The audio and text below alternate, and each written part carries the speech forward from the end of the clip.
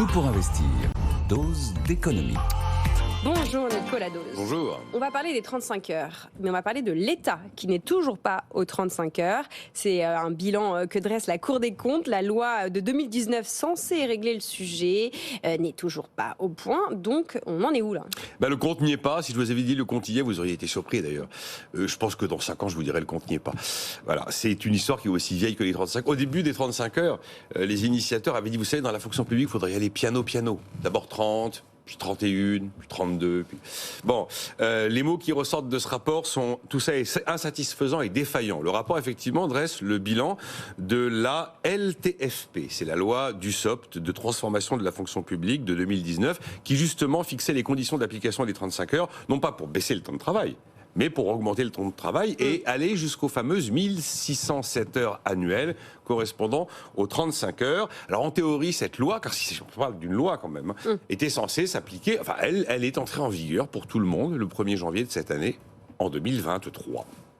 Piano. Quel est le temps de travail réel des agents de l'État, Nicolas ? Alors, il faut regarder les 3 fonctions publiques, parce que c'est quand même très différent.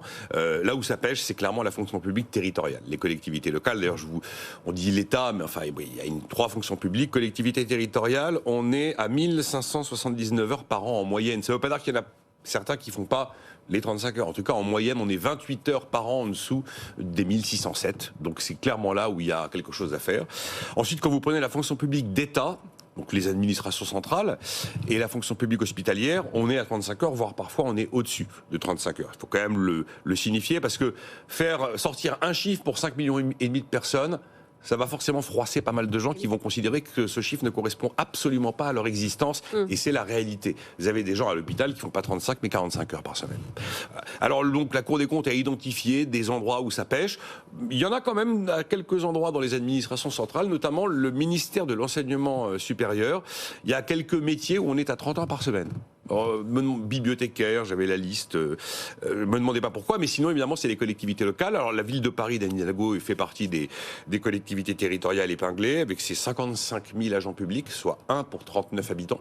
C'est 1 pour 107 à Londres. Et cette dette qui était à 1 milliard d'euros en 2001, quand la gauche a pris les rênes de la mairie de Paris, qui est à 8 milliards d'euros maintenant à Paris. Bon, Paris est un cas un peu spécial, bien sûr.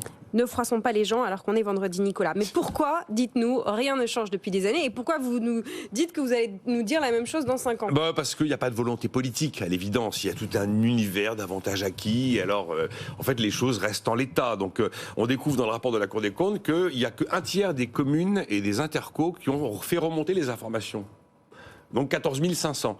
Sur ces 14 500, vous en avez 3% qui ont ouvert ce qu'on appelle des délibérations sur le temps de travail.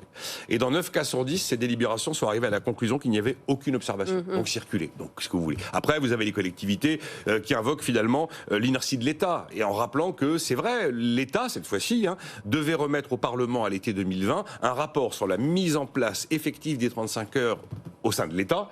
Il n'a jamais été remis, le rapport. Alors Madame Borne dit oui, mais vous vous rendez compte, 2020, Covid, c'était compliqué. Ok, très bien.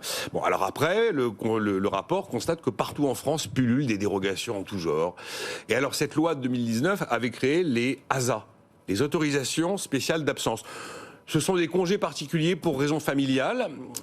Sauf que le gouvernement n'a jamais publié le décret de mise en place des ASA. Ce qui veut dire que chacun utilise les ASA à sa guise. Et donc le ASA ici sert à ceci, sert à cela. Et souvent le ASA est une sorte d'outil de réduction du temps de travail qui ne dit pas son nom. Donc effectivement, je pense que les choses n'évolueront pas ou peu. Et d'ailleurs, j'ai une forme de conviction, c'est que cette opposition fonctionnaires et salariés du privé, on n'en sortira jamais. Vous avez objectivement des fonctionnaires qui sont moins bien payés que les salariés du privé, mais qui partent plutôt à la retraite avec un taux de remplacement pour leur pension de retraite qui est supérieur. Et en moyenne, la fonction publique n'est pas à 35 heures. Eh bien, écoutez, c'est probablement comme ça. Voilà, il faut admettre que c'est comme ça.